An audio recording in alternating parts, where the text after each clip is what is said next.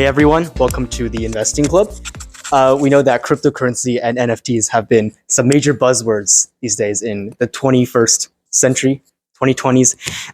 But what are they? What do they actually mean? And how can you use them to your own benefit? Today we have a guest speaker with us, Mason Mattu. Give him a hand. People in the background.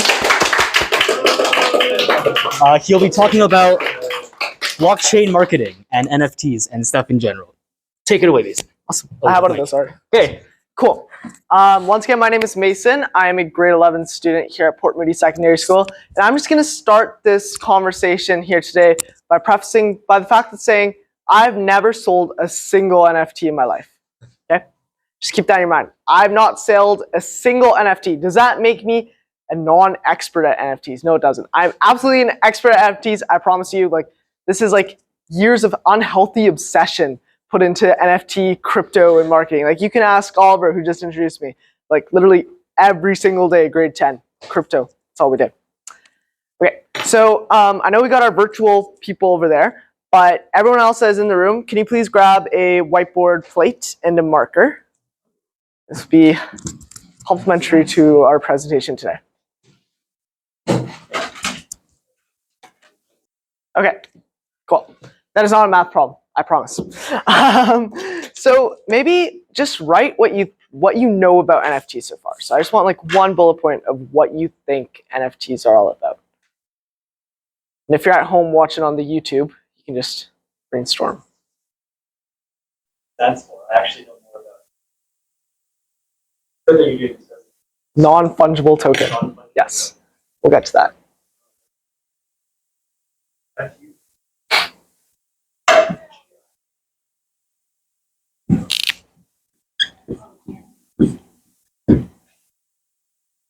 Okay, so I guess we'll start this off by saying what on earth is cryptocurrency? So cryptocurrency is not like cash, which, as you know, we'd carry in our pockets.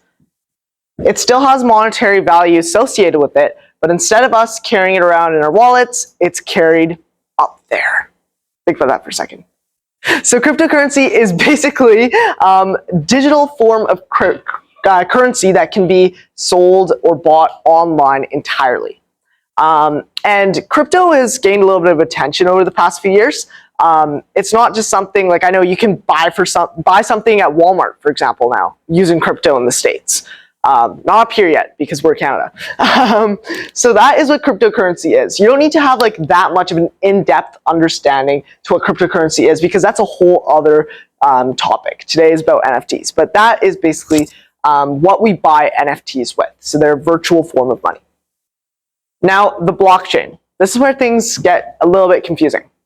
So we'll jump down here real quick. There's something called fungible. Does anybody know what the word fungible means? Okay, cool. Fungible. This is basically meaning that you can't replicate. Well, fungible is basically like you can.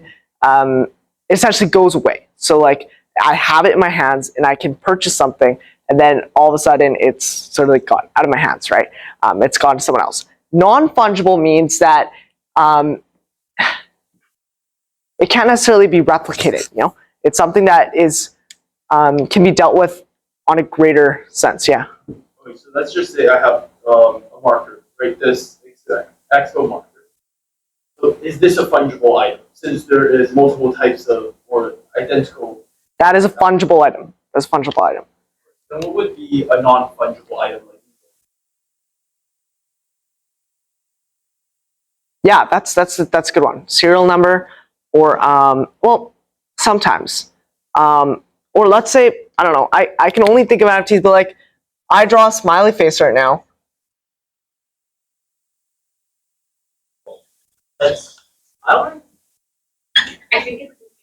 I can guarantee you that no one else will draw that exact same smiley face. Exactly. It's unique. It's unique. That's fungible. The blockchain is essentially this big thing that is beyond our reach, and it has all these different codes on it. It's like 2x, 2xy, 3 blah blah blah, 2z, infinity, blah blah blah. that is the number that we associate with NFTs, right? So each NFT has its place on the digital blockchain. People spend years of their lives trying to like understand what the blockchain is and like, piecing it all together, but it's basically, my thing is unique, right? It's something that can't be copied. So my NFT cannot be claimed as someone else's work, right? It's different than me saying, this is my laptop, or I could take a screenshot of Oliver's laptop and be like, look at my laptop on Instagram, right? It's different than that because each NFT that I mint has a specific location on the blockchain. So we went through crypto, blockchain, fungible. Do you guys know any examples of any cryptocurrency that you've seen in your everyday life? Maybe not in your everyday life, but just in general. Bitcoin, yeah. Yes, I love Ethereum. Like there's a lot of Dogecoin, that crashed. So the thing about cryptocurrency, once again, is cryptocurrency is really risky, right? Because the value of it can go up, it can go down, it fluctuates. Unlike something like the US dollar, which is stable, right? So this could be the US dollar over time, like that. This can be crypto. Skyrocket and then go boom down, right? So it depends. You need to be careful with crypto investments. To mint something is basically taking an image and making it unique to your own. So giving it a place on this virtual blockchain. If I mint something, you can't mint the same thing I minted. It's illegal. No, just kidding. It's something that can't be done because I've already created an image with an associated code that has characteristics. So like this smiley face up here, Ryan, you can't just draw it. Maybe you go like this. It has one wing, right? It has a square around it. That's a new NFT because it's variation, but you can't take my original image and say that is mine because I have proof that mine is on the blockchain. So that's mint. We went over NFT. Then the other two words, promotion and gas fees, we'll get into that a little bit later on when we talk about how to make your own NFT. Okay, so we kind of went over this. What the heck are NFTs? And you can't read it, can you? My bad. Non-fungible tokens are digital art pieces that you can purchase online using cryptocurrency. These art pieces can be music, audio files, virtual worlds, or images. I know Oliver and I were just talking in geography, Mr. B's room over there, about how anything can be an NFT. Like, did you know that the owner of Twitter actually, or like the founder of Twitter, actually made his first ever tweet into an NFT? So anything that you do in life, like I could go like, la la la la la la la la la la la la la, and claim that it's like, oh, it's the next it's the next rapper or whatever, it's the next Snoop Dogg, and then I can make that into NFT because people are interested in that, right? They want something unique, something they can grasp onto. These tokens are minted and created on the blockchain, which is the process of minting and establishing the NFT. And NFT are made into collections and often sell for large sums of money. Does anyone in this room own an NFT? No? You've minted one. I've minted like 1,000. I know. I've owned an NFT. I owned an NFT once. I did not buy it. I wanted it in a giveaway. So it was kind of cool. It was my first little NFT. But I discovered after a little while that if I wanted to sell my NFT, the creator of the NFT, a certain percent of my sale, it's like a commission, right? So that's really cool. You can make money off of NFTs infinitely because it's always going to go back to you. So before we go to that, can we think about some like benefits to NFTs versus physical art? So when you think about, let's say I do this and I put in the Louvre right now. That is my masterful banana bat thingy book jiggy. Yeah, whatever. What is the downside of me putting it in the Louvre instead of minting it on the blockchain? It's In the Louvre? Yeah, sure. With on the blockchain, like you could like buy and sell it more often. There'd be more fluidity. Yes. I'm just gonna erase this. Fluidity, that's a good point. There's something called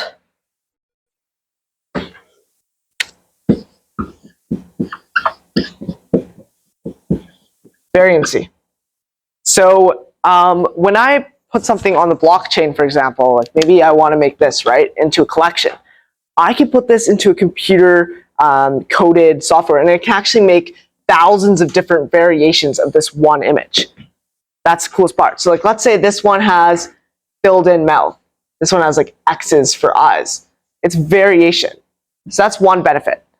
Does anyone else have any other ideas that we can use the blockchain to help like artists who are maybe struggling? Yeah. I was going to say that it was a lot more secure. Well, I mean, I do. Some people disagree, but I think it's a lot more secure. Yeah, I mean, like, I do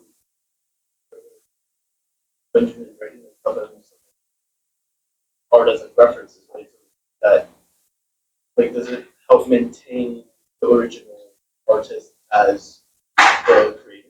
Like, Yes, it does. And in an ever-changing world, right? The time of like AI and like all the scary stuff that's going on, I can like literally take that skeleton over there and say, this is my art piece, and not give credit to the original sculptor, right? I could remodel this and say, this is Mason Mattu in bones. And no one would be able to stop me, right? Unless they talk to the artist and the artist followed like a copyright claim, blah, blah, blah. But this whole NFT business allows artists to own their artwork in a different way, right? Because it exists on the blockchain, no one can say, oh, that's mine, because you actually have that number and you're able to prove it to them, this is my art piece. Yeah. we continue. You mentioned, or you talked about variants. So how does variants work? Yeah. Do you edit the original one, or is it like just AI makes differences to it? And like, to what extent, I suppose? So Or is it still counted as a variant instead of a unique art that is that's a good question. Okay. I'm not sure if you guys have played around with this, but there's an AI called Dolly. I've heard of it. I've used it. But is it an image generator? Yes. Oh, yes. It is an image generator. So I can go to Dolly and I can input a command. So I could say, make me an image in the style of, give me an art form, someone. Renaissance style of Donald Trump on his inauguration day. So they are able to generate an AI generated image of that, right? But I don't have to do that. I can upload my own photo and I can create variancy from that. So the AI will recognize, like, let's say, and I know it's not just Dolly, you can do this with a lot of other softwares. Like turn your picture to anime. Sort of. So they'll take your image, like my smiley face, and they'll say, this smiley face is not going to have its right eye and no nose. And this smiley face is going to be a little bit bigger, and is going to have more humanistic features. An example of something that Oliver and I worked on last year was the potato series. Is anybody familiar with the potato series? No? That's sad. I would have brought it up, but I don't have it. So what happened is, this is before we knew all about this AI. So I physically made variancy myself. So if this is one potato, the other one would be like this. Have like money, patriarchy, or whatever. This is socialism potato. But anyways, you can see that like you can either use AI to generate variancy, or you can even sell AI images. Like, once again, like AI has no copyright claims over any images it produces. Because when I put in my input, like man eats dog, sorry, hot dog, my bad guys. Man eats hot dog, then it is my prompt because I've generated those words. I fed it into the AI, right? This is really cool because when I did this presentation last year, I didn't know about any of this AI stuff, right? So the more that we innovate as a society, the more things that we can apply to NFTs. So that's really cool. Does that answer your question? Yes. Oh, well, I mean, I'm still wondering, like, at what point does it become art? Okay, so I've experimented with this. I put a query into the AI, like generate an image of Queen Elizabeth's funeral, right? So they'll come up with an image of the Queen's funeral. then it'll transform into variance, using their variancy mechanism, it'll transform into different images that sort of maintain that same style or same central theme. So it's honestly up to you at what point you want to cut the collection, right? Because one collection might be the Queen Elizabeth's funeral, the next one might be like royals in the 15th century. So it's up to you where to cut that line between, is this still look like my original image, right? Because the human mind always needs to be involved in this sort of things. Yeah. Okay, so NFT price. So supply is already low with NFTs due to the blockchain because each NFT, it owns like this, it has its own place on the blockchain, right? And because supply is always low, when the demand increases, so does the price. And what is interesting about NFTs is I can set my own price, right? So let's say I sell my beautiful potato NFT, and Sophie buys it, Ryan buys it, Harry buys it, right? So that's 3 people who have bought it. My original price was 0.000000002 USD. Yeah. Why? Do you know why? Nobody? Because after Ryan sells it, does it increase? So I can adjust the price. So I want to start low and go high. Because this potato, if I set it at, and obviously you'd be using Ethereum or Bitcoin to be purchasing NFTs, but we're going to keep it a little bit simpler and we're going to use USD, right? Because it's a little bit more, sorry, KCAD. Why am I doing USD? We're on America. Let's say after Sophie buys it, and after Oliver buys it, I'm like, oh my gosh, people are actually buying my NFT. So I can adjust that price to 0.0002 Canadian dollars. Then after that, let's say Oliver buys it, Ryan buys it, Harry buys it, everyone in this room buys it, all 20 of you guys, right? So then I can adjust that amount to, I don't know, $5. And it's up to me how much I want to adjust it, right? Because there can be math around it, but if you're someone who is in math SL like me, you could just eyeball it. Like, it looks like my price should be higher, it looks like my price should be lower. When your price is lower, more people will buy. When your price is higher, there'll still be a lot of hype around your project, but less people will buy. So that's why people buy at around this stage of an NFT project, right? So when all the other NFTs go up to $5, their NFT increases in value too, right? And it goes to the moon. That's the expression. Okay. So that's an example. That is Bored Ape Yacht. Has anybody heard of that? Yeah. I honestly don't see the appeal over Bored Ape Yacht. I'm a hater. I would personally never own an NFT like this. I don't know, maybe had a little like goatee, a mustache, but kind of boring. Okay, so why can't you just screenshot an NFT? Has anybody heard that expression on like Twitter or like wherever, social media? People are like, I can just screenshot an NFT. There's no point in sort of like owning one, right? Well, you're not wrong. No one can stop you. However, when an item is minted on the blockchain, it's a copyright. Okay, just keep that in mind. When I put it on this blockchain and I put it at XYZ 0.25 whatever location on the blockchain, that is my place on the blockchain. That is my NFT. So if the website senses that you are uploading a screenshot of an image that's already been minted, you can be banned for fraud and face intellectual property violations. So let's say the website, and it does this a lot, if you use OpenSea as your thing, it will put it through copyright generation. So let's say I take my potato again, and I create a new potato. I take a screenshot of the potato. It's the exact same potato.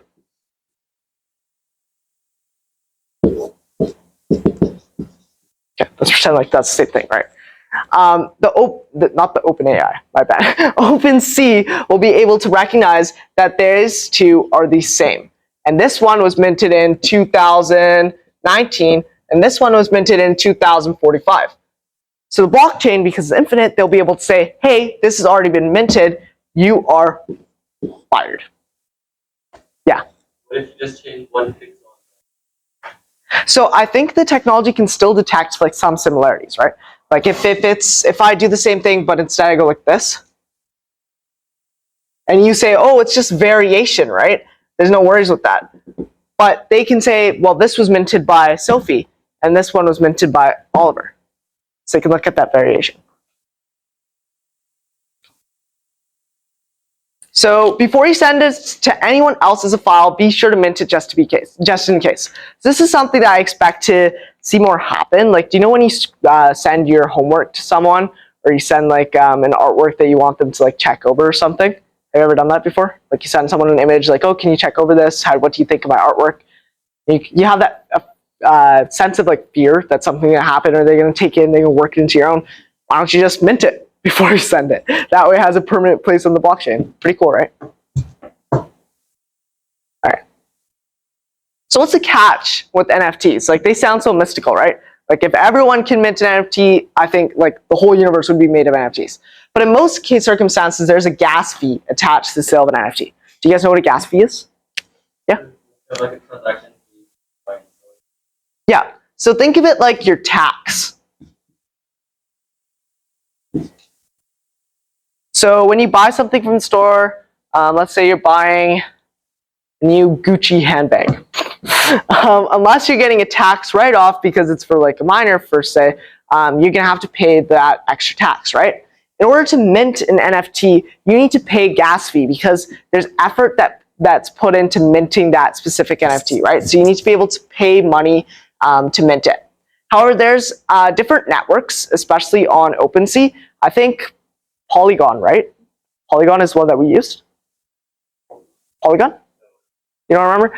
Okay, don't hold me to my word. I'm pretty sure Polygon is the one that has no gas fees associated with it. So there are some websites and some subcategories that you can mint something without a gas fee, but you need to be careful. If you're willing to spend money on gas fees, that's up to you.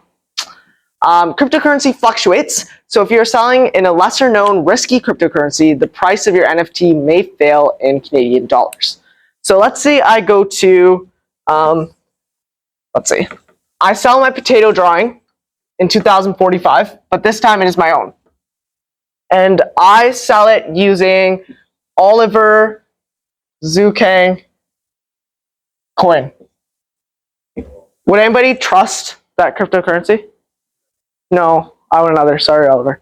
And let's say you didn't do your research, and the cryptocurrency has been like this.